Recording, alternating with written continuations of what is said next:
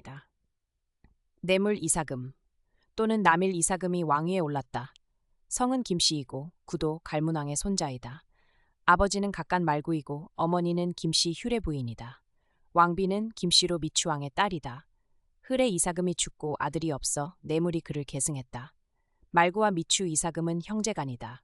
사관이 논평한다. 아내를 맞이할 때 같은 성씨를 취하지 않는 것은 친족을 엄격히 구별하기 위해서이다. 그러므로 노나라 은공이 오나라에서 아내를 얻고 친우가 희씨성의 아내 넷을 두자 진나라의 사패와 정나라의 자산이 그것을 매우 나무랐다. 신라에서는 같은 성씨의 아내를 취하는 데에서 그치지 않고 형제의 자식과 고종, 이종 자매까지도 모두 맞이하여 아내로 삼았다. 비록 외국이 각기 풍속이 다르다 하더라도 중국의 예법으로서 이를 꾸짖으면 크게 사리에 맞지 않는다. 흉노의 풍속에서 어머니뻘인 서모를 아내로 삼고 며느리에게 장가드는 것은 이보다 더 심하다. 2년 157년 봄 사신을 보내 호라비, 호러미, 고아, 자식 없는 노인을 위로하여 각각 곡식 3곡을 내려주고 효도와 우애가 남다른 사람에게 벼슬 등급을 한 단계 올려주었다. 3년 358년 봄 2월 왕이 직접 시조묘의 제사를 지냈다. 자줏빛 구름이 대야처럼 묘 위에 감돌았고 신비로운 새가 묘의 뜰에 모여들었다. 7년 300 여름 4월 시조묘 뜰에 나무들이 서로 엉겨붙었다. 9년 여름 4월 외의 병사가 크게 쳐들어오니 왕이 이를 듣고 그들을 대적하기 어려울 것을 염려하여 수천 개의 허수아비를 만들어 병사의 옷을 입히고 토암산 밑에 세워놓았다. 그리고 부연 동쪽 평야에 용사 1000명을 잠복시켰다. 외인의 무리들이 곧바로 쳐들어오자 복병이 나와 그들을 공격하니 외인들이 크게 패하여 달아났고 그들을 추격하여 죽이니 거의 모두 섬멸되었다. 11년 366년 봄 3월 백제 사람이 와서 예방하였다. 여름 4월 큰 비가 내려 산 13곳이 무너졌다. 13년 368년 봄 백제가 사신을 보내 좋은 말 2피를 바쳤다. 17년 372년 봄과 여름에 큰 가뭄이 들었다. 그 해에 흉년이 들어 백성이 굶주리고 떠돌아다니는 자가 많았다. 사신을 보내 창고를 열어 구제하였다. 18년 373년 백제 독산성 성주가 300명을 이끌고 와서 항복하였으므로 왕이 그들을 받아들여 육부에 나누어 살게 하니 백제 왕이 그를 보내 말하였다. 두 나라가 화친을 맺어 형제가 되기를 약속했었는데 지금 대왕께서 우리의 도망한 백성을 받아들이니 화친한 뜻에 크게 어긋납니다. 이는 대왕이 바라는 바가 아닐 것입니다. 바라건대 그들을 돌려보내십시오. 왕이 대답하여 말하였다. 백성은 일정한 마음이 없다. 그러므로 생각나면 오고 싫어지면 가버리는 것은 본래 그러하기 때문이다. 대왕께서는 백성이 편안하지 않은 것은 걱정하지 않고 도리어 과인을 나무라는 것이 어찌 이렇게 심한가. 백제에서 그 말을 듣고 다시는 말하지 않았다. 여름 5월 서울에 물고기 비가 내렸다. 21년 370년 가을 7월 부사군에서 뿌리 하나인 사슴을 진상했다. 큰 풍년이 들었다.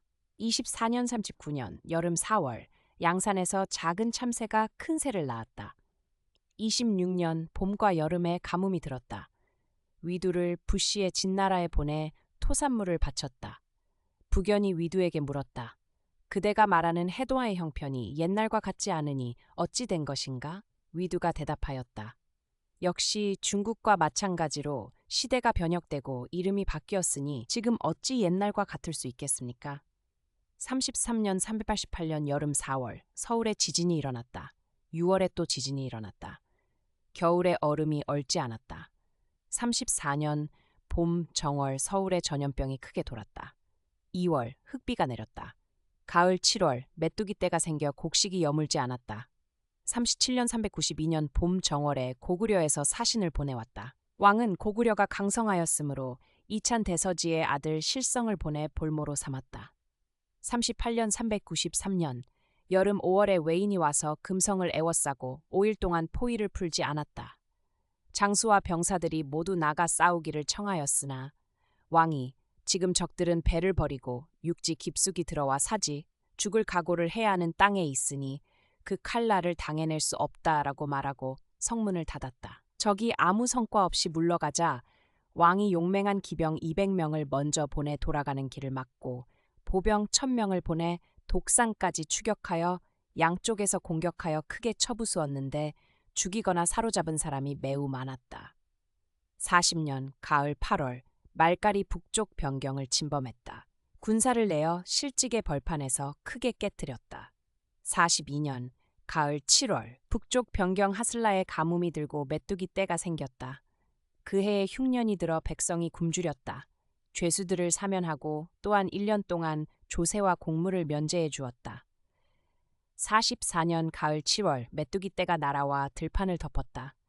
45년 가을 8월 혜성이 동쪽에서 나타났다. 겨울 10월 왕이 타던 마구간의 말이 무릎 꿇고 눈물을 흘리고 슬피 울었다. 46년 봄과 여름에 가뭄이 들었다. 가을 7월 고구려에 볼모로 갔던 실성이 돌아왔다. 47년 봄 2월 왕이 세상을 떠났다. 실성 이사금이 왕위에 올랐다. 알지의 후손이고 이찬 대서지의 아들이다. 어머니는 이리 부인 또는 기리 부인으로 아간 석등보의 딸이다. 왕비는 미추왕의 딸이다. 실성은 키가 7척 5촌이며 총명하고 사리에 통달했다. 뇌물 이사금이 죽고 그 아들이 어렸으므로 나라 사람들이 실성을 왕으로 세워 왕위를 잇게 했다. 원년 42년 3월 외국과 화친하고 뇌물왕의 아들 미사흔을 볼모로 보냈다. 2년 403년 봄 정월 미사품을 서부란으로 삼고 군사와 국정의 일을 맡겼다. 가을 7월 백제가 변경을 침범했다. 3년 404년 봄 2월 왕이 직접 시조묘를 참배했다. 4년 사변 여름 4월 외병이 와서 명활성을 쳤으나 이기지 못하고 돌아갔다. 왕이 기병을 거느리고 독산 남쪽에서 이들을 가로막고 다시 싸워 깨뜨렸다. 300여 명을 죽이거나 사로잡았다. 5년 가을 7월 나라 서쪽에 메뚜기 떼가 나타나 곡식을 해쳤다. 겨울 10월 서울에 지진이 났다. 11월 얼음이 얼지 않았다. 6년 407년 봄 3월에 외인이 동쪽 변경을 침입하였다. 여름 6월에 외인이 재차 남쪽 변경을 침입하여 100명을 약탈해 갔다. 7년 408년 봄 2월 왕이 듣기로 외인이 대마도에 진영을 설치하고 병기와 군량미를 비축하여 우리를 습격하려 꾀한다고 하였다.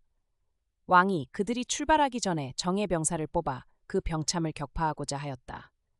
서부란 미사품이 말하기를 신이 듣기에 병기는 흉기요 전쟁은 위태로운 일입니다. 하물며 큰 바다를 건너 남을 치는 것임에야 말할 나위가 있겠습니까?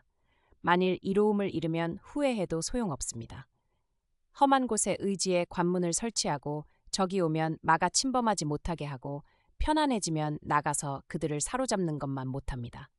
이것이 소위 남을 끌어오되 남에게 끌려가지 않는 것이니 최상의 계책입니다. 라고 하니 왕이 이를 따랐다. 472년 뇌물왕의 아들 보코를 고구려의 볼모로 보냈다. 12년 413 가을 8월 구름이 낭산에서 일어났는데 바라보니 누각과 같고 향기가 그윽하여 오랫동안 사라지지 않았다. 왕이 말하기를 이는 반드시 신선이 내려와 논이는 것이니 응당 복된 땅이다 라고 하였다. 이로부터 뒤에 사람들이 그곳의 나무를 베지 못하게 금하였다. 평양주에 큰 다리를 새로 만들었다. 1415년 가을 10월 혈성원에서 군사를 크게 사열하였다. 또 금성 남문에 거동하여 활 쏘는 것을 관람했다. 8월 풍도에서 외인과 싸워 이겼다. 15년 406년 봄 3월 동해가에서 큰 물고기를 잡았는데 뿔이 있고 크기가 수레에 가득 찼다. 여름 5월 토암산이 무너지고 샘물이 솟았는데 높이가 3장이나 되었다. 16년 여름 5월 왕이 세상을 떠났다.